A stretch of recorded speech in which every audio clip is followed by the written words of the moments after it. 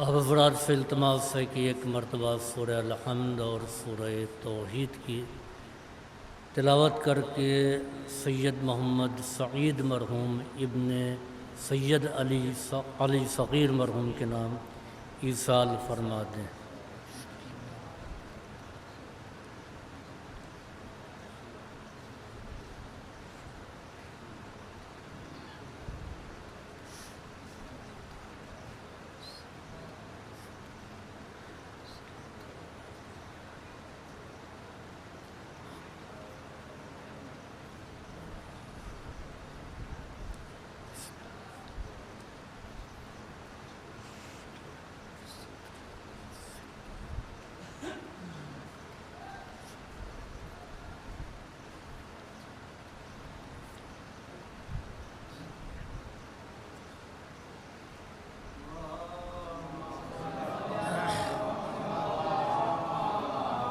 فاتحہ۔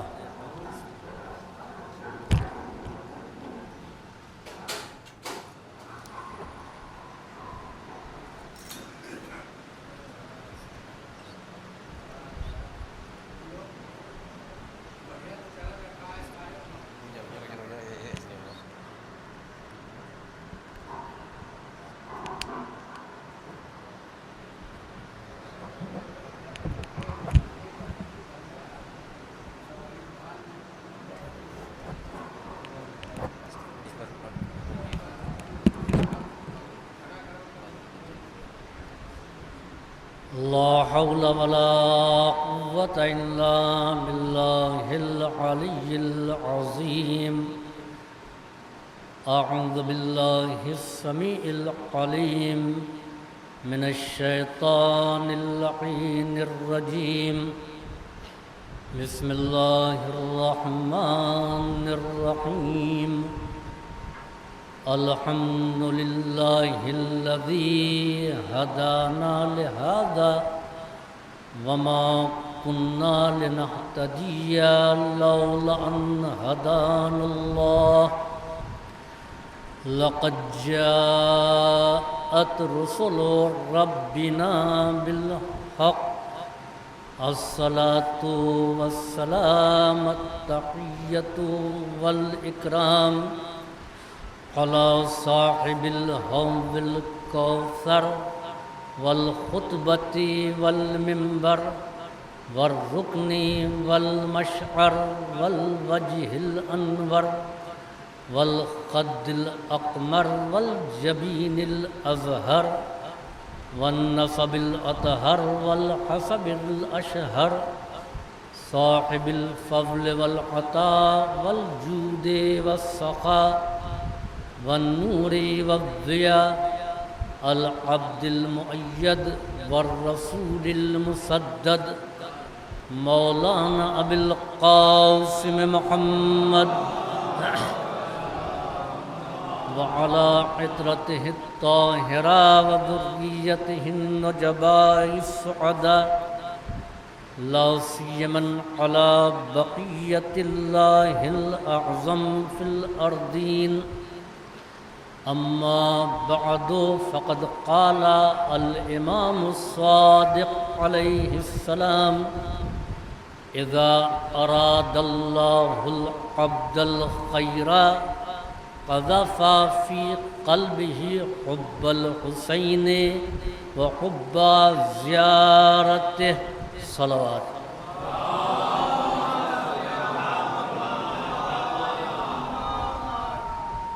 صادق آل محمد علیہ السلام نے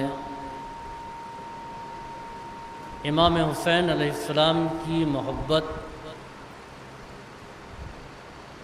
اور ان کی زیارت کی اہمیت کو بیان فرمایا ہے۔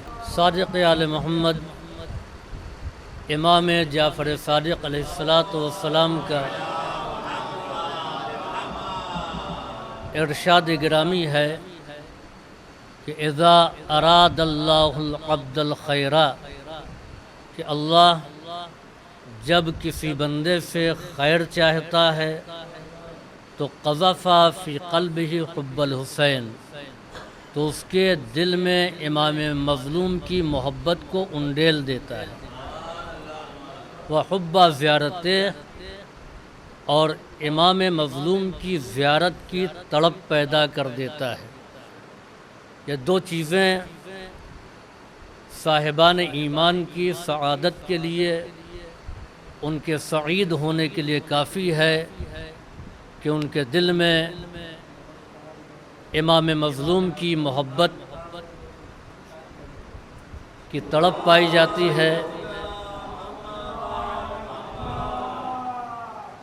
یہ دو چیزیں کسی مرد مومن کے سعید ہونے کے لیے کافی اور شافی ہے کہ اس کے دل میں امام مظلوم کی محبت پائی جاتی ہے، اور محبت کے ساتھ ساتھ وہ امام کی زیارت کی تڑپ بھی دل میں رکھتا ہے۔ عزیزوں، محبت پر دین کا انحصار ہے۔ نبی کریم نے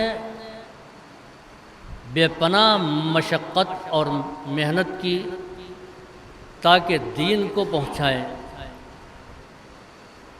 جب آپ تمام احکام پروردگار امت تک پہنچا چکے تو امت اجر رسالت لے کر کے آئی، حیثیت کے اعتبار سے لے کر کے آئے ہوں گے۔ جناب خدیجہ کا خزانہ راہ دین میں خرچ ہو چکا تھا تو وہ سیم و زر لے کر کے آئے۔ نبی کریم نے ان کے اس جذبے کو دیکھا، انکار نہیں کیا کہ مجھے رسالت کا اجر نہیں چاہیے، بلکہ وہ پیغمبر جس کا ہر کلام تابع وحی ربانی ہوا کرتا تھا، وحی کا انتظار کیا۔ قرآن کی آیت نازل ہوئی، قل، آپ کہہ دیجئے، لا اسألکم، میں تم سے سوال نہیں کرتا، اجرن، کسی اجر کا، الا المودۃ فی القربى، سوائے اس کے کہ قرابت داروں سے مودت و محبت اختیار کرو۔ عزیزوں، نبی کریم نے اہل بیت کی محبت کا مطالبہ کیوں کیا؟ اہل بیت کی اطاعت کا مطالبہ کیوں نہیں کیا؟ کیونکہ سیرت، دین اہل بیت کے عمل کا نام ہے، لہذا انسان اہل بیت کی اطاعت کرتا، دین پر عمل ہوتا چلا جاتا۔ قرآن کہہ رہا ہے کہ مودت اختیار کرو، عقل کہہ رہی ہے کہ یہ کہنا چاہیے تھا کہ تم ہمارے اہل بیت کی اطاعت کرو۔ عزیزوں، محبت اور اطاعت میں فرق ہے۔ ہم یہ سمجھتے ہیں کہ محبت چند جذباتی نعرے لگا لینے کا نام ہے، محبت چند جذباتی اور جوشیلی تقریروں کا نام ہے، محبت صرف اظہار کر دینے کا نام ہے۔ یاد رکھیں کہ اگر محبت عمل سے آ رہی ہے تو صرف اور صرف یہ ایک دعویٰ ہے، اس کے علاوہ کچھ بھی نہیں ہے۔ محبت انسان کو بے عمل نہیں بناتی ہے بلکہ باعمل بناتی ہے۔ رات کا وقت ہے، آپ نئی سڑک پر نظر آ رہے ہیں، اور یہ 12 بجے آپ یہاں کیسے؟ کہ مولانا آپ کو نہیں معلوم، میرا نواسا ہے، بہت ضد کر رہا ہے، اس کو ٹافی چاہیے، اس وقت کون سی دکان کھلی ہوگی؟ کہ مجھے معلوم ہے شاید کوئی مل جائے جس سے میں نواسے کو ٹافی لے جا کر کے دے دوں۔ تو کون سی چیز تھی جس نے بستر سے اٹھایا اور 12 بجے رات میں نئی سڑک تک پہنچا دیا؟ کہ یہ نواسے کی محبت تھی جو وہاں تک لے آئی۔ اب اسی سے اندازہ لگائیے کہ نواسے کی محبت زیادہ پائی جاتی ہے یا اہل بیت کی محبت زیادہ پائی جاتی ہے؟ نواسے کی محبت نے بستر چھڑا کر کے 2 کلومیٹر دور پہنچا دیا، اور خدا کی محبت نے بستر چھڑا کر کے چند قدم پر مسجد تک نہیں پہنچایا، تو اس کے معنی یہ ہیں کہ محبت ہوتی تو عمل پایا جاتا۔ چنانچہ بہترین بات امام علی رضا علیہ السلام نے فرمایا، آپ نے فرمایا کہ تعصی الالہ وانت تظہر حبہ ھذا محال وفی القیاس بدیع۔ تو اللہ کی نافرمانی کرتا ہے اور اس کی محبت کا اظہار کرتا ہے، ھذا محال، یہ امر محال ہے، وفی القیاس بدیع، اور عقل کے نزدیک ایک انوکھی بات ہے۔ لو کان حبک صادقا لاطعتہ، اگر تیری محبت سچی ہوتی تو تو ضرور اس کی اطاعت کرتا۔ ان المحب لمن یحب یطیع، اس لیے کہ محبت کرنے والا جس سے محبت کرتا ہے اس کی اطاعت کرتا ہے، اس کی باتوں پر عمل کرتا ہے۔ تو ہم یہ سمجھتے ہیں کہ محبت کا نعرہ لگا لیا تو اب نمازوں سے مطلب نہیں ہے، روزوں سے غرض نہیں ہے، حقوق اور فرائض کی ہماری ذمہ داری نہیں ہے، ہم تو صرف اور صرف امام کے چاہنے والے ہیں۔ یاد رکھیں کہ جہاں دعوی محبت زیادہ تھا وہاں عمل بھی اتنا ہی زیادہ تھا۔ میں سامنے کی مثال دے دوں، محبت کسے کہتے ہیں اور عمل کسے کہتے ہیں۔ کوئی انسان کسی کے چہرے کو دیکھ کر کے اس کی ضرورت کا احساس کر لے اور احساس کر کے وہ چیز پہنچا دے جس کی اس کو ضرورت ہے، اسی کا نام ہے محبت۔ مثلاً امس ہے، گرمی ہے، انہی سامعین میں سے کسی نے محسوس کیا کہ مولانا کو پانی دینا چاہیے، جبکہ میں نے پانی مانگا نہیں، وہ گئے لا کر کے پانی دے دیا۔ یاد رکھیں پانی لا کر کے دیا تو یہ پانی مانگنے پر نہیں دیا، بغیر مانگے دیا۔ اور جیسے ہی آپ پانی لے کر کے آئے بغیر مانگے، ہم نے کہا یہ آپ کی محبت تھی کہ آپ اٹھ کر گئے اور پانی لے آئے۔ اس کے برخلاف واقعاً مجھے پیاس لگ گئی اور میں نے کہا امام جمعہ مولانا مشتبہ صاحب سے کہ اٹھیے اور جائیے میرے لیے پانی لے کر کے آئیے۔ یہ گئے اور وہاں سے پانی لے کر کے آئے۔ آپ دیکھیے کہ پہلے جو صاحب گئے تھے وہ بغیر کہے پانی لے کر کے آئے، مولانا گئے کہنے پر پانی لے کر کے آئے۔ بغیر کہے جو عمل کیا جائے اس کا نام محبت ہے، کہنے پر جو عمل کیا جائے اس کا نام اطاعت ہے۔ یاد رکھیں کہ عمل محبت میں بھی ہے، عمل اطاعت میں بھی ہے۔ محبت حکم کا انتظار نہیں کرتی ہے، اشارہ دیکھتی ہے، اور اطاعت حکم کا انتظار کرتی ہے۔ صلوات بھیجیے بر محمد و آل محمد۔ یہی وجہ ہے کہ اجر رسالت محبت کو قرار دیا گیا ہے، اطاعت کو نہیں۔ امام حسین علیہ السلام کی محبت معمولی شے نہیں ہے۔ امیر المؤمنین علی ابن ابی طالب کی محبت کا اعلان نبی کریم نے ان لفظوں میں کیا، یا علی حبک ایمان، علی تمہاری محبت کا نام ایمان ہے، وبغضک کفر و نفاق، اور تمہارے بغض کا نام کفر ہے، نفاق ہے۔ حب علی ایمان، علی کی محبت ایمان ہے۔ عزیزوں، پیغمبر اسلام نے معیار ایمان مولائے کائنات کی محبت کو قرار دیا کہ جہاں ایمان پایا جائے گا وہاں امیر المومنین کی محبت پائی جائے گی۔ نفاق اور امیر المومنین کی محبت دونوں ایک ساتھ اکٹھا نہیں ہو سکتے، یہ ایمان کے ساتھ ہے۔ اس کے برخلاف مناقب میں علامہ شہر آشوب نے دوسری جلد میں امام حسن اور امام حسین کی محبت سے متعلق نبی کریم کی ایک حدیث کو نقل کیا۔ نبی کریم ارشاد فرماتے ہیں کہ اللہ نے ہر انسان کے دل میں حسن اور حسین کی محبت رکھا ہے، یعنی ہر انسان کے دل میں امام حسن امام حسین کی محبت پائی جاتی ہے۔ امیر المومنین کی محبت کے لیے نہیں کہا اے علی، ہر انسان کے دل میں خدا نے تمہاری محبت کو قرار دیا کہ نہیں، تمہاری محبت صرف صاحبان ایمان کے دل میں پائی جائے گی۔ تو اب یہ دو محبتیں ہوں گی، ایک محبت امیر المومنین کی اور دوسری محبت امام حسن اور امام حسین کی۔ باپ کی محبت معیار ایمان ہے، بیٹوں کی محبت معیار انسانیت ہے۔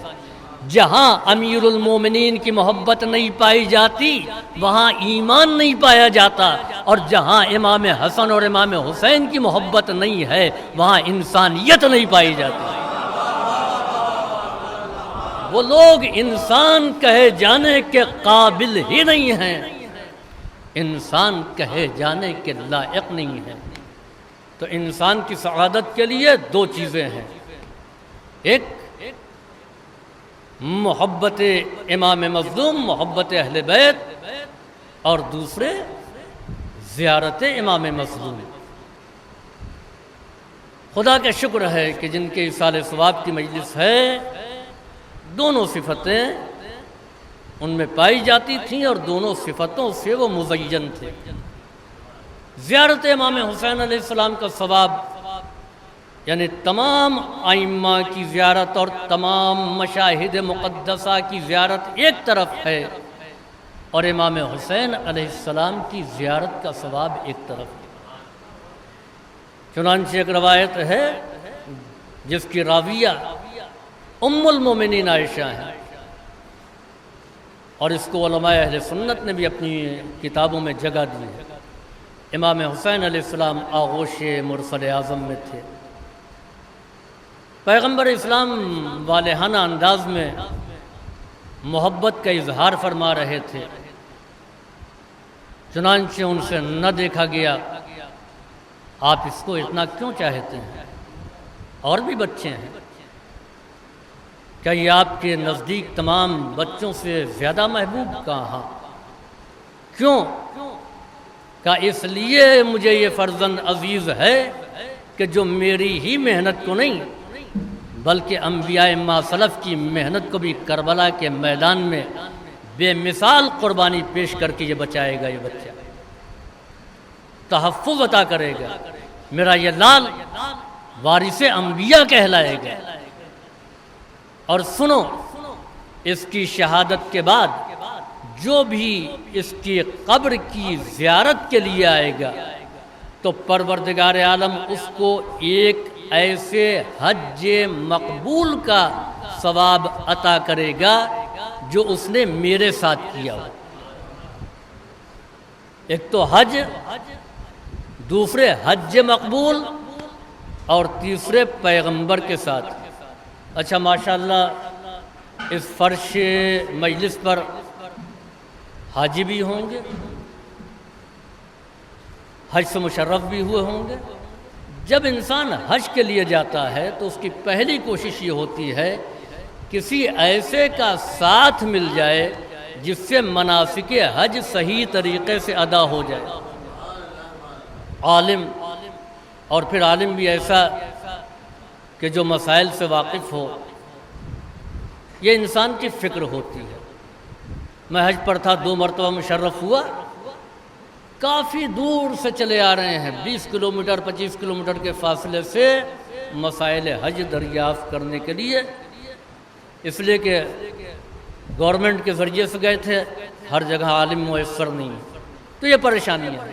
آپ بتائیں وہ حج جو پیغمبر اسلام کے ساتھ کیا جائے، بانی اسلام کے ساتھ کیا جائے، شارع اسلام کے ساتھ کیا جائے، کیا اس میں مناسک کی ادائیگی میں کوئی شک و شبہ رہ جائے گا؟ پیغمبر تو اپنی نگرانی میں بالکل صحیح حج کرائیں گے۔ جب حج صحیح ہے تو نبی کریم نے یہ کیوں کہا حج مقبول؟ رسول اللہ کے ساتھ حج کیا ہے تو خدا قبول کرے گا۔ حج مقبول کی شرط بتا رہی ہے کہ نبی کے ساتھ حج کرنا اور ہے، خدا کا قبول کرنا اور ہے۔ کوئی ضروری نہیں ہے کہ ہر حج کو پروردگار عالم قبول کر لے، نبی کے ساتھ حج کرنا اور ہے، خدا اس کو قبولیت کی سند عطا کر دے وہ اور ہے۔ ایک حج مقبول کا ثواب۔ ام المومنین کو حیرت ہوئی، یاد رکھیں صرف 1,14,000 انسانوں کو یہ شرف حاصل ہوا ہے کہ انہوں نے پیغمبر کے ساتھ حج کیا، اور وہ بھی ایک مرتبہ۔ ایک مرتبہ سے زیادہ کسی کو یہ شرف نہیں ملا، حتیٰ کہ امیر المومنین کو بھی، اس لیے کہ پیغمبر نے ایک ہی حج کیا تھا۔ تو پیغمبر کے ساتھ حج کرنے کا ثواب کس کو؟ زائر امام حسین کو۔ جب انہوں نے حیرت کا اظہار کیا تو پیغمبر نے کہا ایک نہیں بلکہ 2 حج کا ثواب۔ 2 کا ثواب یعنی 4 کا ثواب، 4 کا ثواب یعنی 8 کا ثواب، یہاں تک کہ پیغمبر نے 30 حج کا ثواب بیان فرمایا کہ 30 حج کا ثواب اس کو ملے گا، اور ایک روایت کے مطابق 90 ایسے حج مقبول کا ثواب زائر امام حسین علیہ السلام کو ملے گا کہ جو اس نے پیغمبر اسلام کے ہمراہ ادا کیا ہو، یہ ثواب۔ دوسری طرف مجھے زیادہ روایتیں نہیں پڑھنی ہیں، صرف 2 روایتوں کا تجزیہ میں کروں گا۔ امام جعفر صادق علیہ السلام سے روایت ہے، آپ نے فرمایا کہ من زارا قبر الحسین عارفا بحقہ کتب اللہ لہ ثواب 1000 حجۃ و1000 عمرۃ وغفر اللہ ذنبہ ما تقدم و تأخر۔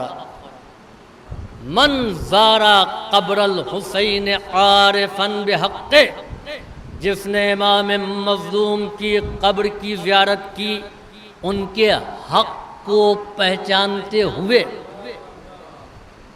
اب یہی شرط مشکل ہے، پیسہ جیب میں ہے، ہر سال زیارت کے لیے جا رہے ہیں، ہو سکتا ہے کہ زری تک ہر سال پہنچے ہوں اور امام تک ایک مرتبہ بھی نہ پہنچے ہوں۔ امام کے حق کو پہچانتے ہوئے، اور وہ حق کیا ہے؟ امام حسین علیہ السلام نے قربانی کس لیے دی؟ کس چیز کا تحفظ کیا؟ اس لیے کہ ان کا نام اونچا ہو جائے، ان کا نام بلند ہو جائے۔ چند انسانوں کے درمیان امام کا نام بلند ہو جائے تو اس سے امام کی شخصیت میں کوئی اضافہ نہیں ہوتا۔ وہ جس کا نام ملائک کے لیے ورد زباں ہو، وہ اس لیے قربانی دیں گے کہ مشہور ہو جائے، قیامت تک ان کا ماتم کیا جائے، ان کے نام پر جلوس نکالا جائے۔ ان کی پوری قربانی اس لیے تھی کہ جس دین کو رسول اسلام نے لا کر کے پہنچایا تھا وہ دین باقی رہے۔ اور کس اعتبار سے باقی رہے؟ کہ وہ دین ہمارے اعضاء اور جوارح میں نظر آئے، ہمارے نشست و برخاست میں وہ دین نظر آئے۔ ہم خوف خدا کی باتیں کرتے ہیں یا دولت کی باتیں کرتے ہیں؟ عارفاً بحق ہے۔ چنانچہ تمام ائمہ کی زیارت اور امام حسین علیہ السلام کی زیارت میں فرق یہ ہے، جب آپ کسی معصوم کی زیارت کے لیے جائیں تو اس سے پہلے غسل کریں، لباس نیا تبدیل کریں، خوشبو لگائیں، تب جائیں۔ امام مظلوم کی زیارت سے پہلے تیاری کریں۔ اچھا، ہم زیارت کی تیاری کیا کرتے ہیں؟ اٹیچی لے آئے خوب عمدہ، وہاں کیا کیا چیز کام آئے گی وہ لے آئے، بھائی اچار نہیں ملے گا وہ رکھ لیں۔ یہ زیارت کرنے جا رہے ہیں، اچار کھانے جا رہے ہیں۔ مرچا نہیں ملتا ہے، مسالہ لے کر کے چلیں، یہ تیاری۔ کہا نہیں، یہ تیاری نہیں۔ امام کی زیارت کا جیسے ارادہ کیا ہے تو پھر نفس کو اس کے لیے تیار کریں۔ طہارت نفس، روزہ رکھیں، روزانہ امام حسین علیہ السلام کی زیارت پڑھیں۔ امام مظلوم اس ذات کا نام ہے کہ جس نے ہر ایک کے حق کو ادا کیا ہے۔ اگر کسی سے ناراضگی ہے تو اس کے دروازے پہ چلے جائیں، چھوٹے نہیں بن جائیں، بلکہ خدا کی نظر میں بڑے بن جائیں۔ بھائی ناراض ہے اس کو منا لو۔ اور پھر اس کے بعد میں جب پہنچیں امام حسین کی زیارت کے لیے تو اب ہوٹل میں بیٹھ کر کے آپ سیٹنگ نہ کیجیے۔ امام کی زیارت کے لیے ہے کہ سامان ادھر رکھیے، برہنہ پاؤں جس حالت میں آئے ہیں اس حالت میں امام کی بارگاہ میں حاضری دیجیے۔ اور جب اس انداز میں جائیں گے ان کے حق کو پہچانتے ہوئے، اچھا معلوم کیسے ہو کہ ہم نے زیارت کی اور امام نے ہمارے آنے کو قبول کر لیا؟ کیسے معلوم؟ ہم جب زیارت کے لیے جانے والے تھے تب ہم کیا تھے، اور زیارت کر کے واپس آئے تو ہم کیا ہو گئے؟ اگر زیارت پر جانے سے پہلے کسی کا حق ہماری طرف آ گیا تھا، واپس آ کر کے ہم نے کہا بھئی یہ آپ لے لیجئے، تو اس کے معنی یہ ہیں کہ ہم امام تک پہنچ گئے، امام نے ہمارے آنے کو قبول کر لیا۔ ہم جب نہیں گئے تھے تو نماز کے پابند نہیں تھے، واپس آئے تو نماز کے پابند ہو گئے، تو اس کے معنی یہ ہیں کہ ہمارے کردار میں تبدیلی آ گئی ہے۔ ہم اس کے پہلے سچ نہیں بولتے تھے، اب ہم سچ بولنے لگے ہیں۔ ہم اس کے پہلے غیبت کرتے تھے، ہم نے اپنی زبان کو محفوظ کر لیا۔ اگر یہ تبدیلی آئی ہے تو یقیناً ہم زائر امام حسین ہیں، ورنہ صرف دعویٰ ہے، اس کے علاوہ کچھ نہیں۔ زیارت زری کا دیکھ لینے کا نام نہیں ہے، ورنہ دشمنان دین اور قاتلان امام حسین نے امام کی زری نہیں بلکہ امام کو دیکھا، تو کیا ان کا دیکھنا ان کو کوئی فائدہ پہنچا گیا؟ اویس قرنی نے پیغمبر اسلام کو نہیں دیکھا لیکن ظاہر رسول کہلائے، بغیر ملاقات کیے مدینے سے رخصت ہو گئے۔ ابو لہب اور ابو جہل، ابو سفیان برابر پیغمبر اسلام کو یہ دیکھتے تھے، کوئی ان کو کہہ سکتا ہے کہ یہ ظاہر پیغمبر تھے؟ تو زیارت معرفت عارفاً بحق کے، ان کے حق کو پہچانتے ہوئے اگر ہم نے زیارت کی تو پروردگار عالم ایک زیارت کے بدلے میں 1000 حج کا ثواب، 1000 عمرے کا ثواب اور 1000 یہ عمرے کا ثواب، اور اس کے علاوہ تمام گناہ جو پہلے کے تھے اور جو بعد کے ہیں وہ اللہ بخش دے گا۔ یہ ہے ثواب زیارت امام مظلوم۔ اب سوال یہ پیدا ہوتا ہے کہ زیارت تو پھر پیسے والوں کے لیے ہوگی، جس کے پاس 1 لاکھ ہے وہ جائے گا، جس کے پاس نہیں ہے وہ نہیں جائے گا۔ فدیر سیرفی کی روایت نے اس مسئلے کو حل کیا۔ فدیر سے امام نے پوچھا، امام جعفر صادق علیہ السلام نے، یہ امام جعفر صادق سے ملاقات کے لیے آئے تھے، زیارت کے لیے، مولا آپ کی زیارت کے لیے آئے، کہا اس کی زیارت کو کیوں نہیں جاتے ہو جس کی زیارت کا حق ہم سے زیادہ ہے؟ کہا وہ کون؟ کہا میرے جد۔ اچھا یہ بتاؤ فدیر، تم دن بھر میں کتنی مرتبہ میرے جد کی زیارت کرتے ہو؟ خاموش۔ کہا اچھا روزانہ زیارت کرتے ہو؟ خاموش۔ کہا ہفتے میں؟ خاموش۔ کہا مہینے میں؟ خاموش۔ کہا 6 مہینے میں؟ چپ۔ کہا 1 سال میں؟ کہا ہاں۔ کہا تم بہت ظلم کرتے ہو۔ کہا پھر؟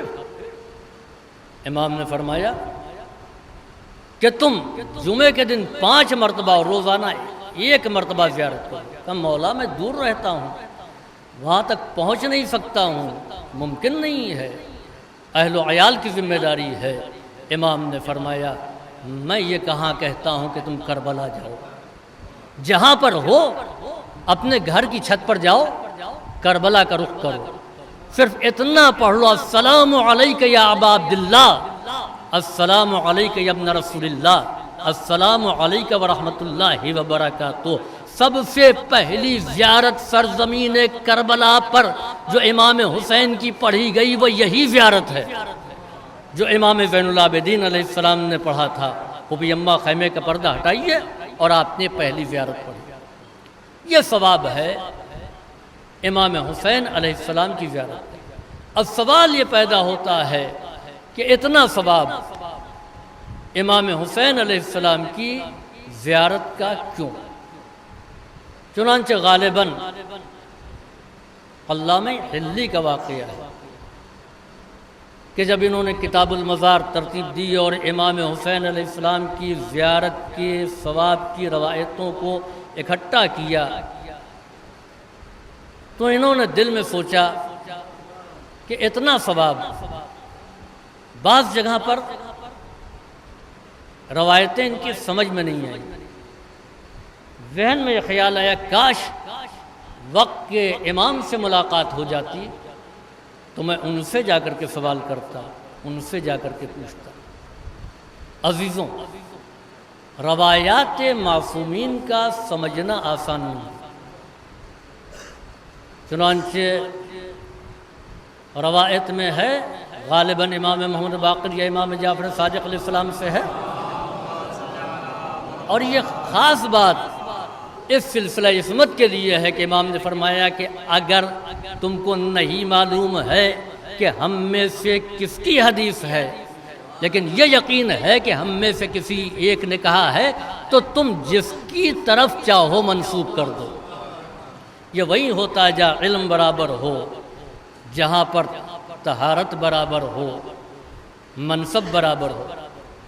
آپ نے فرمایا حدیثنا صعب مستصعب لا يتحملہ الا ملک مقرب او نبی مرسل او عبد مؤمن قد امتحن اللہ قلبہ بالایمان۔ ہماری حدیثیں مشکل ہیں، مشکل ترین ہیں، اس کو نہیں کوئی سمجھ سکتا مگر یہ کہ ملک مقرب، نبی مرسل یا بندہ مومن جس کا امتحان ایمان کے ذریعے لیا جا چکا ہو۔ چنانچہ شیخ جعفر شوستری بہت بڑا نام ہے، انہوں نے کہا کہ ایک حدیث مجھے 20 سال کے بعد سمجھ میں آئی۔ بہت بڑے عالم جن کے بارے میں یہ ہے کہ عالم تھے، ہر عالم کو پروردگار عالم کی طرف سے یہ عطا نہیں ہے کہ وہ اتنے ہی اچھے انداز میں اپنے پیغام کو پہنچا بھی سکے۔ بہت سے جاہل ہوتے ہیں لیکن اس کے باوجود وہ اپنی بات ذہنوں تک پہنچا دیتے ہیں اور اس میں بڑی بڑی غلطیاں بھی کرتے ہیں، لیکن کیونکہ سننے والوں کا علم اس منزل پر نہیں ہوتا ہے لہذا خوب سر دھن کر کے واہ واہ کرتے ہیں۔ جب کہ تجزیہ کیا جائے تو معلوم یہ ہوتا ہے کہ بالکل خلاف اصول دین اس نے بات کہی ہے۔ ہیں بہت سی مثالیں، اور یہ میں دکھا دوں کہاں کہاں واہ واہ نعرہ لگتا ہے اور اس میں کیا خامی ہے۔ بہرحال وہ موضوع نہیں،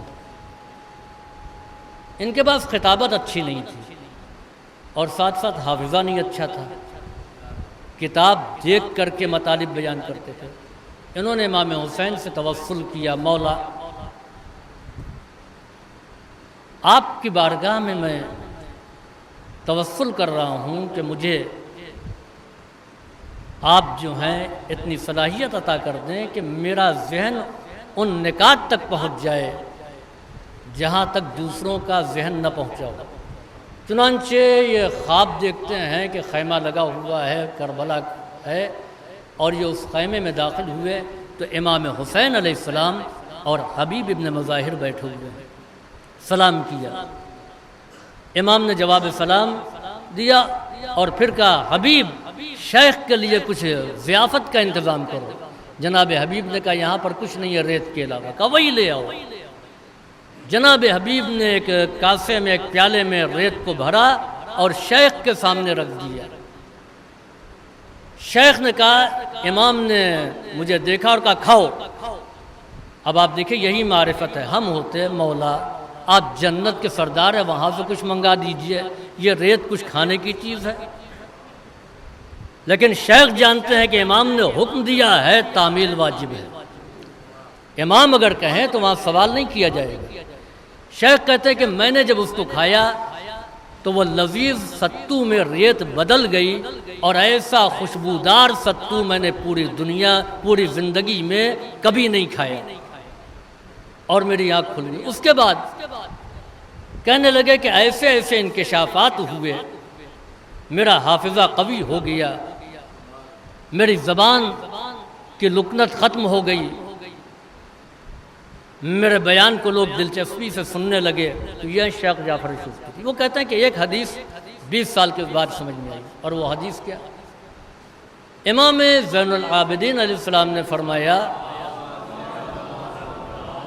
واقع کربلا کے فوراً بعد کہ کہاں کہاں پر دعا قبول ہوتی ہے، وَالْإِجَابَةُ تَحْتَ قُبَّتِهِ، امام مظلوم کے قبے کے نیچے دعا کی جائے وہ قبول ہوگی۔ علماء تشریف فرما ہے، آپ بتائیے اس حدیث کو سمجھنے میں کیا مشکل ہے؟ یہیں سے آپ مجتہدین کے ذہن کا اور ان کی محنت کا اندازہ لگائیے کہ ایک ایک حدیث سمجھنے میں جو 20 سال لگا دیں، جو قرآن کا ایک ایک لفظ سمجھنے میں 10 برس لگا دیں، اور ان کو یہ ان پڑھ کہیں کے پڑھے لکھے نہیں ان مراجع پر اعتراض کرتے ہیں جنہوں نے اوڑھنا بچھونا جو ہے وہ انہی کتابوں کو بنا رکھا ہے۔ اس میں کوئی مشکل نہیں ہے کہ امام حسین علیہ السلام کے قبے کے نیچے دعا کی جائے قبول ہوگا۔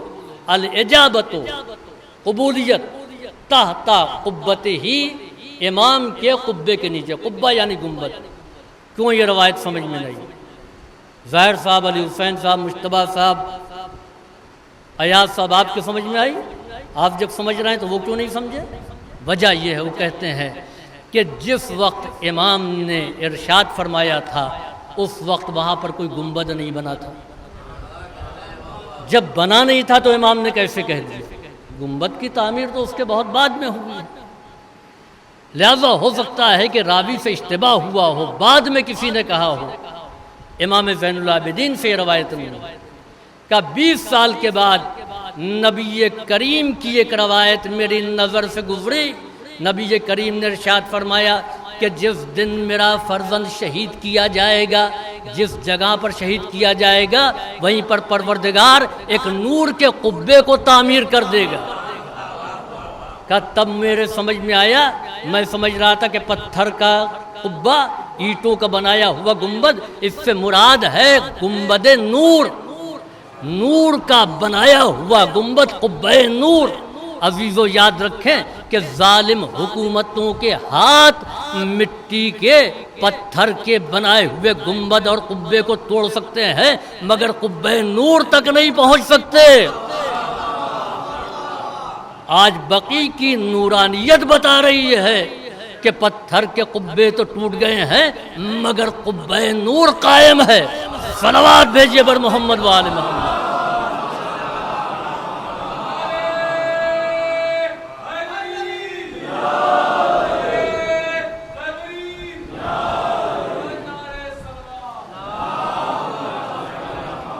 یہ ثواب ہے۔ تو روایات اور احادیث کا سمجھنا آسان نہیں ہے۔ علامہ ہلی کے ذہن میں یہ بات آئی کہ امام سے ملاقات ہو جائے تو زیارت کے باب میں جو روایتیں ہیں ان کے بارے میں پوچھا جائے، اتنا ثواب کیسے؟ انہوں نے زیارت کا ارادہ کیا، کربلا کی جانب روانہ ہوئے۔ راستے میں ایک نور پیکر شخصیت سے ملاقات ہوئی جو تمام عرب سے حلیہ الگ، نگاہیں چہرے پر ٹھہرتی بھی نہیں۔ اس نورانی پیکر نے قریب آ کر کے علامہ کو سلام کیا اور کہا علامہ آپ مجھے بھی اپنے ساتھ شامل کر دیں۔ علامہ خوش ہو گئے، سفر میں ان کو شامل کر دیا۔ دوران سفر انہوں نے کہا علامہ ایک سوال ہے میرا، لیکن سوال سے پہلے ایک واقعہ، اور وہ واقعہ یہ ہے کہ ایک بادشاہ ہے جس کی حکومت ہے، اس کے پاس لشکر ہے، خزانہ ہے، طاقت ہے، قوت ہے، بڑی مملکت ہے۔ اپنے شوق کے مطابق وہ جنگل میں شکار کرنے کے لیے آیا۔ شکار کا پیچھا کرتے کرتے اتنا دور نکل گیا، لشکر، مصاحبین، پہرے دار سب چھوٹ گئے۔ وہ کافی دور چلا گیا اور پھر راستہ بھٹک گیا، اب جائے تو کہاں جائے؟ ایک دن چلا، 2 دن چلا، نہ کھانے کو موجود ہے نہ پانی کو۔ اب آپ دیکھیے کہ اتنا بڑا بادشاہ، اس جنگل میں اس کو نہ تخت چاہیے، نہ محل چاہیے، نہ ہیرے اور جواہرات چاہیے، اس کو صرف چاہیے تو پانی اور ایک روٹی۔ عزیزوں، مالک حقیقی قادر مطلق وہ پروردگار ہے، وہ رب قدیر ہے، جب چاہتا ہے تو شہنشاہوں کو محتاج بنا دیتا ہے۔ جن کے خزانے بھرے ہوئے ہیں وہ ایک روٹی کے لیے ترس رہے ہیں، اور وہی جب چاہتا ہے تو محتاج محض کو تخت حکومت تک پہنچا دیتا ہے۔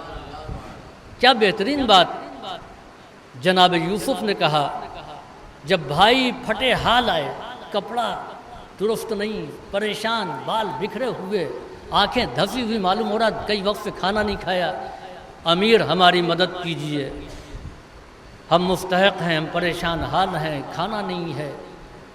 جناب یوسف نے پہچانا، انہوں نے نہیں پہچانا، اور جب اپنے بھائیوں کو دیکھا تو جناب یوسف نے کہا، میرے مالک تیرے کرم کے نثار، جس کو ذلیل کیا گیا، جس کو مٹانا چاہا، جس کو بے عزت کرنا چاہا، وہ آج تیرے کرم سے تخت حکومت پر پہنچ چکا ہے، اور ذلیل کرنے والے آج ذلیل ہو کر کے اس کے سامنے بھکاری بن کر کے آئے ہیں۔ عزیزوں، اس بات کو یاد رکھیں کہ نہ کسی انسان کو کوئی عزت دے سکتا ہے اور نہ ذلیل کر سکتا ہے۔ یہ بہت بڑی فرعونیت ہے کہ اکڑ کے آپ کہیں کہ آج میں نے فلاں کو ذلیل کر دیا، تو اس کے معنی یہ ہے کہ آپ کے خدا کے مقابلے میں فرعون وقت ہیں۔ خدا کہتا ہے کہ تعز من تشاء، وہ جس کو چاہتا ہے عزت عطا کرتا ہے، تو ذل من تشاء، وہ جس کو چاہتا ہے ذلت عطا کرتا ہے۔ یہ بادشاہ محتاج، پریشان، اب نا امید ہو گیا کہ مر جائیں گے، ختم ہو جائیں گے۔ جنگل میں ایک جھوپڑا نظر آیا، امید بڑھی، جھوپڑے میں داخل ہوا تو ایک بوڑھی عورت، آس بندھی، پیاسا ہوں، کچھ پینے کو ہے، پانی نہیں ہے، ختم ہو گیا، بکری کا دودھ رکھا ہے، پیو گے؟ دے دیجئے۔ بکری کا دودھ پیا، جان میں جان آئی۔ اماں بھوک بھی لگی ہے، صبر کرو، دیکھو یہ بکری ہے، اسی سے میری زندگی گزر رہی ہے، اسی کے دودھ سے میں کام چلاتی ہوں، بیٹھو بھی کھانے کے انتظام کریں۔ پشت خیمہ پر گئی، بکری ذبح کیا، اس کو بریاں کیا، پکا کر کے لا کر کے بھنا ہوا گوشت رکھ دیا، بسم اللہ، بادشاہ نے کھا لیا۔ ابھی یہ کھانے سے فارغ ہوا تھا کہ اس کے اراکین سلطنت تلاش کرتے ہوئے آ گئے۔ بادشاہ نے حکم دیا کہ اس کو 1000 بکریاں دے دی جائیں، 1000 دینار دے دیا جائے۔ کیوں دیا جائے؟ کہا اگر یہ نہیں ہوتی تو میں زندہ نہیں بچتا۔ یہ واقعہ سنانے کے بعد اس عرب نے کہا، علامہ آپ یہ بتائیے کہ ایک عمل بادشاہ کا ہے، ایک عمل ضعیفہ کا ہے۔ ضعیفہ نے 1 بکری قربان کی، بادشاہ نے 1000 بکری دے دی، کیا ضعیفہ کے اس عمل کی جزا ہو گئی؟ علامہ نے کہا ہرگز نہیں۔ بادشاہ کی زندگی اگر وہ ضعیفہ نہ بچاتی تو نہ حکومت کام آتی نہ خزانے کام آتے۔ ضعیفہ نے یہ سوچے بغیر کہ یہ کون ہے، بادشاہ یا عام انسان، اپنی متاع حیات کو قربان کر دیا، جو کچھ تھا اس کی بارگاہ میں پیش کر دیا۔ بادشاہ نے وہ دیا ہے کہ اس کے خزانے اس سے خالی نہیں ہوں گے، لہذا اس کے بدلے میں وہ جتنا بھی عطا کرے گا وہ کم ہے۔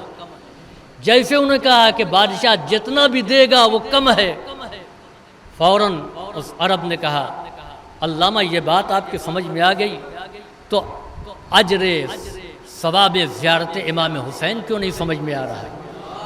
جس حسین نے اپنی پوری کائنات کو دین خدا کی بقا کے لیے قربان کر دیا، اب پروردگار عالم امام حسین کے زائرین کو، ان کے چاہنے والوں کو، ان کو جتنا بھی ثواب عطا کرے گا وہ کم ہے، اس لیے کہ حسین نے اپنی پوری کائنات قربان کر دی۔ صلوات بھیجیے بر محمد والے۔ اب میں اپنی گفتگو کو سمیٹتے ہوئے، جب زیارت میں اتنا ثواب ہے کہ ایک زیارت کر لیا اور 1000 حج کا ثواب، حج میں بہت پیسہ خرچ ہوتا ہے، 3 لاکھ روپے، اور خمس نہیں نکالتے تو خمس میں نکالیے اس کا 60,000 روپے۔ زیارت میں پیسہ کم خرچ ہوتا ہے، تو ہم ایسا کرتے ہیں کہ ہم زیارت کریں، زیارت کر کے آئیں گے، 1000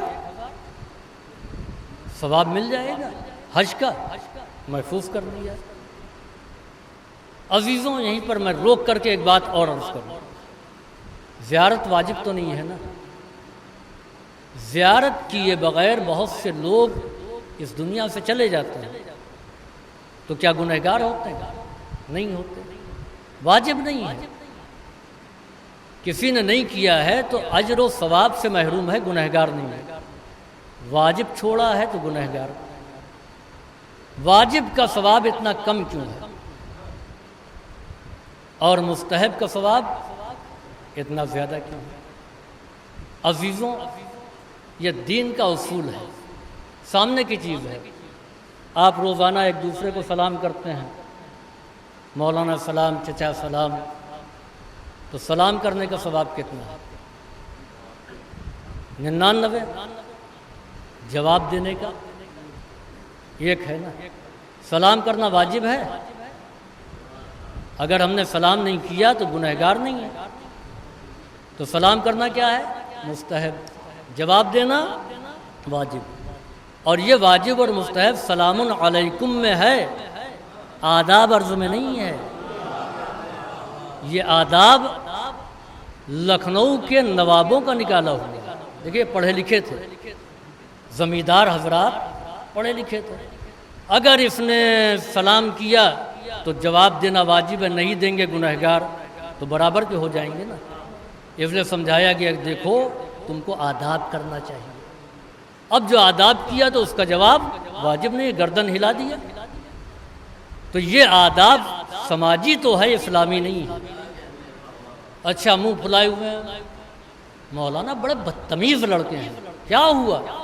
دیکھیے سامنے سے گزر گیا، اس نے سلام نہیں کیا۔ اچھا، اس نے نہیں کیا، آپ ہی ٹوک دیجئے۔ 2 مرتبہ آپ کسی چھوٹے کو سلام کر دیجئے تو تیسری مرتبہ آپ کو سلام کرنے کا موقع نہیں دے گا۔ امیر المومنین چھوٹوں کو سلام کرتے تھے، اس لیے کہ ان کی حیات کم ہے، لہذا ان کے گناہ کم ہے۔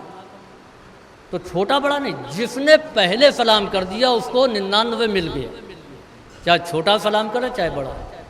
تو سلام کرنے والے کو 99، جواب دینے والے کو 1۔ اچھا، جس کے پاس 99 ہے وہ بڑا ہے یا 1 والا؟ تو سلام کیجئے تاکہ بڑے بن جائیے۔ اچھا، اگر سلام چھوٹے ہی کو کرنا ہوتا، بڑے کو نہیں کرنا ہوتا، تو آپ بتائیے سب سے بڑا کون ہے؟ اللہ اکبر، اور وہ سلام کر رہا، سلام علی ابراہیم، ابراہیم بڑا یا اللہ بڑا؟ سلام علی نوح، سلام علی آل یاسین۔ اور اگر سلام کرنا صرف چھوٹوں ہی کا فریضہ ہوتا تو نبی کریم کبھی در زہرا پر آ کر کے سلام نہ کرتے۔ تو سلام مستحب، جواب واجب۔ واجب کا ثواب کم ہوگا اور مستحب کا ثواب زیادہ۔ تو جب مستحب کا ثواب زیادہ ہے تو ہم زیادہ کی طرف کیوں نہ جائیں؟ چھوڑیے نماز روزہ کی کوئی ضرورت نہیں ہے۔ اب اتنا ہی کاٹ کر کے ناپ چلا دیجیے گا کہ روزے کی ضرورت نہیں ہے، نماز کی ضرورت نہیں ہے۔ زیارت کرائے، 1000 حج کا ثواب لے آئے۔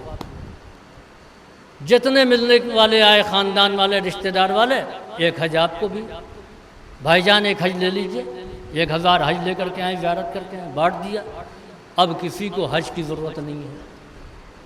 روزہ، سال میں 4 روزے ایسے ہیں جس میں 1000 روزے کا ثواب، 18 ذی الحج، 17 ربیع الاول، 25 ذی القعدہ، یہ سب تمام روزے ہیں نا کہ جس کا ثواب اتنا زیادہ۔ ہم نے رکھ لیا 4 بڑے روزے، اور یہ چاروں روزوں کا ثواب 4000 ہو گیا۔ پوری زندگی ہم کتنے روزے رکھتے ہیں؟ ایک سال میں 30 ہی روزہ نا۔ اگر 50 سال روزہ رکھا ہے، 65 سال تک ہم زندہ رہے، 15 سال نکال دیجئے تو 50 کو 30 سے ضرب دے دیجئے، تب بھی اتنے روزے تو نہیں۔ 4 روزہ رکھ لیا، زندگی بھر روزہ رکھنے کی ضرورت نہیں ہے۔ ڈھونڈ کر کے لے آئے کہ یہ 2 رکعت نماز ہے، قضاء عمری 500 سال کی نماز ادا ہو گئی۔ اب تو 500 سال کی نماز ادا ہو گئی، تو اب یہ ظہر اور مغرب و عشاء کیا ضرورت ہے؟ 500 سال کی پڑھ لیا، قضاء عمری ہو گئی، 500 سال زندہ بھی نہیں رہیں گے، ایڈوانس ہو گئی۔ یا اللہ 100 ہی سال 80 سال زندہ رہنے والے تھے، 420 سال کی نمازیں ایکسٹرا لے کر کے آگے 2 رکعت نماز پڑھ لی، 500 سال کا ثواب۔ تو کیا امام حسین نے اسی لیے قربانی دیا تھا کہ مسجد ویران، کیونکہ 500 سال کا کوٹا موجود ہے، ماہ رمضان عام دنوں کی طرح گزر گیا کیونکہ 4000 روزوں کا اسٹاک موجود ہے۔ اب حج میں اہل بیت کے چاہنے والوں کا سناٹا، اس لیے کہ سب زیارت کر کے 1000 حج لے آئے۔ نہیں عزیز، اس بات کو یاد رکھیں کہ یہ تمام ثواب اپنی جگہ ہیں۔ ایک زیارت کا ثواب 1000 حج کے برابر ہے، ایک روزے کا ثواب 1000 روزے کے برابر ہے، 2 رکعت نماز کا ثواب 500 رکعتوں کے برابر ہے۔ مگر کب؟ بہت سے لوگ ہیں جو نوکری جنہوں نے کی ہے پرائیویٹ کمپنی میں، سعودی اور دبئی بھی کیا ہے، اس میں 2 چیزیں ہوتی ہیں، ایک ہے ڈیوٹی اور ایک ہے اوور ٹائم۔ اوور ٹائم میں کتنا ملتا ہے؟ ڈبل۔ اگر روزانہ دہاڑی بن رہی ہے 500 تو اوور ٹائم میں 1000۔ ہم نے یہ طے کیا، جو حساب ہم نے لگا کر رکھا اور یہ اپلیکیشن دیا کہ ہم آج سے اوور ٹائم کریں گے، ڈیوٹی نہیں کریں گے۔ آپ بتائیے کہ ہماری جاب رہے گی؟ فوراً نکال دیے جائیں گے۔ اوور ٹائم کرنے کا حق اسی کو ہے جو ڈیوٹی انجام دے۔ عزیزوں، زیارت مستحب ہے، ایک زیارت کے بدلے میں 1000 حج کا ثواب ہے، 2 رکعت نماز کے مقابلے میں 500 رکعت کا ثواب ہے، ایک روزہ 1000 روزوں کا ثواب رکھتا ہے۔ لیکن کب؟ جب واجب کو ادا کیا ہے۔ یہ واجبات ڈیوٹی ہیں، یہ مستحبات اوور ٹائم ہے، یہ تمام ثواب مومنین کو ملیں گے، مگر اسی وقت جب یہ واجب کو ادا کر کے آئیں گے۔ صلوات بھیجیے بر محمد والے۔ جن کے اندر یہ جذبہ پایا جاتا ہے۔ امام حسین علیہ السلام کے ظاہر کے لیے بس میں نے اپنی بات کو ختم کیا۔ امام حسین علیہ السلام کے ظاہر کے اندر یہ جذبہ ہونا چاہیے کہ کربلا والوں کے پسندیدہ عمل کو دیکھیں۔ امام حسین علیہ السلام نے کربلا میں جن لوگوں کا انتخاب کیا ہے وہ واقعاً اس میں امام حسین علیہ السلام نے نگاہ امامت سے کام لیا ہے۔ کس کو شامل ہونا ہے، کس کو نہیں شامل ہونا ہے۔ زہیر عثمانی عقیدے کے تھے، امام نے زہیر کو بلایا، بار بار قاصد بھیجا، آ جاؤ میرے ساتھ۔ حر کا انتظار کیا، آ جاؤ میرے ساتھ۔ وہب کا انتظار کیا، آ جاؤ میرے ساتھ۔ دوسری طرف امام حسین کہتے ہیں کہ جس کو جانا ہے وہ چلا جائے، ایک طرف بلا رہے ہیں۔ اسی میں عالم اسلام کی ایک بڑی شخصیت جن کا نام ہے ابن عباس، یہ میرا پیغام بھی ہے، اس کو توجہ سنیے گا۔ ابن عباس نے امام حسین کو مشورے دیے، کربلا جانے سے روکا، بچوں کو ساتھ لے جانے سے روکا، عورتوں کو لے جانے سے منع کیا۔ کسی بھی مقام پر ابن عباس نے یہ نہیں کہا کہ ہم بھی چلیں گے، اور نہ امام حسین نے کہا آپ بھی آئیے۔ محمد حنفیہ کو فالج اٹیک تھا، نہیں گئے۔ عبداللہ ابن جعفر ان کو امام نے روکا تھا، بیمار تھے، ذمہ داریاں تھیں، ان کو نہیں جانا تھا۔ ان کے ساتھ کوئی ایسی بات نہیں تھی۔ زہیر کو بلانے والے امام حسین، حر کی راہ دیکھنے والے امام حسین نے ابن عباس سے کیوں نہیں کہا آپ آئیے؟ اتنی بڑی شخصیت ہے عالم اسلام کی نا، ان سے کیوں نہیں کہا کہ آپ بھی آ جائیے؟ عزیزوں، دو واقعہ، ایک صفین کا اور ایک کربلا کا۔ برستے ہوئے تیر، تڑپتی ہوئی لاشیں، امیر المومنین نے مصلی بچھا دیا۔ ابن عباس جو دور کھڑے ہوئے تھے وہاں سے آئے، قریب آئے، یہ کیا کر رہے ہیں؟ یہ نماز پڑھنے کا وقت ہے؟ آپ نے جواب دیا، انما نقاتل لاقامت الصلاۃ، یعنی امام وقت مصلی بچھا رہا ہے اور ابن عباس ٹوک رہے ہیں، یہی تو نتیجہ نکلا۔ اب آئیے کربلا میں، صحابی ابو تمامہ فیداوی، تیر برس رہے ہیں، لاشیں تڑپ رہی ہیں، کہتے ہیں مولا یہ اول وقت نماز ہے۔ یعنی ابن عباس نے ٹوکا، ابو تمامہ نے متوجہ کیا۔ اب سمجھ میں آیا کہ ابن عباس کربلا میں کیوں نہیں تھے، ابو تمامہ کربلا میں کیوں ہیں۔ تو یہ دو کردار سامنے ہے کہ جہاں ایک جگہ پر نماز کے لیے ٹوکا گیا اور ایک جگہ پر نماز کے لیے متوجہ کیا گیا، کہا گیا۔ عزیزوں، یہ کریکٹر آج بھی موجود ہے۔ امام کو ابن عباس جیسے کریکٹر کی ضرورت نہیں تھی، امام کو ابو تمامہ اور سعید جیسے افراد چاہیے تھے، ایسے افراد کو امام چاہتے تھے۔ چنانچہ یہ کریکٹر آج بھی موجود ہے۔ جلوس چل رہا ہے، نماز کا وقت ہو گیا، ہمیں نماز ہوتی رہے گی، جلوس آگے بڑھائیے، شب داری کو مت روکیے۔ یہ ابن عباس والی فکر ہے جس کو امام نے کربلا میں پسند نہیں کیا۔ جلوس روک دیا جائے، آذان کا انتظار کیا جائے، نماز قائم کر لی جائے، یہ ابو تمامہ والی فکر ہے جس کو امام نے کربلا میں جگہ دی۔ اب ہم کو خود فیصلہ کرنا ہے کہ ہم امام کے چاہنے والے دونوں تھے، مگر ہم کون سی فکر والے ہیں، ابن عباس والے ہیں یا ابو تمامہ والے ہیں؟ صلوات بھیجیے بر محمد والے محمد۔ اگر ابن عباس والے ہیں تو ایسوں کی ضرورت کربلا میں نہیں ہے، ابو تمامہ والے ہیں تو ایسوں کی ضرورت ہے۔ ابو تمامہ نے کہا مولا یہ اول وقت نماز ہے۔ امام نے کہا ذکرت الصلاۃ جعلک اللہ من المصلین، تم نے نماز کا ذکر کیا، اللہ تمہارا شمار عبادت گزاروں میں کرے۔ حبیب ان سے کہو جنگ روک دیں، جنگ نہیں روکی گئی۔ امام نے نماز کی تیاری کا حکم دیا۔ محاذ پر جو مجاہدین تحفظ نماز کے لیے سامنے آئے، ایک کردار حبیب کا تھا، ایک کردار زہیر کا تھا اور ایک کردار سعید کا تھا۔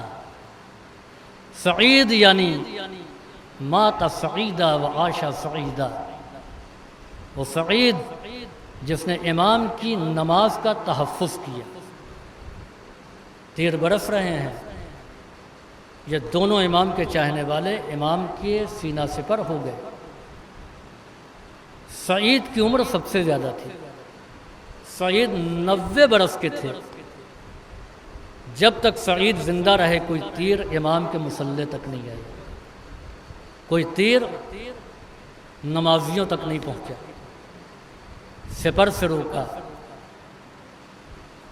تیر کو کاٹتے رہے اور آخر میں جب سپر بھی چھلنی ہو گئی تو سینے کو سامنے کر دیا اور دعا کے لیے ہاتھوں کو بلند کیا، پروردگارا ان بوڑھی ہڈیوں میں اتنی طاقت و قوت عطا کرنا کہ امام نماز تمام کر لیں۔ جب تک سعید زندہ تھے، جب تک زہیر موجود تھے، کوئی تیر امام کے مصلی تک نہیں آنے پایا، کوئی تیر نمازی تک نہیں پہنچا، کوئی تیر عباس کے بازو تک نہیں پہنچا، کوئی تیر علی اکبر کے سینے تک نہیں گیا، کوئی تیر قاسم کے جسم تک نہیں گیا، کوئی تیر علی اصغر کے گلے تک نہیں گیا۔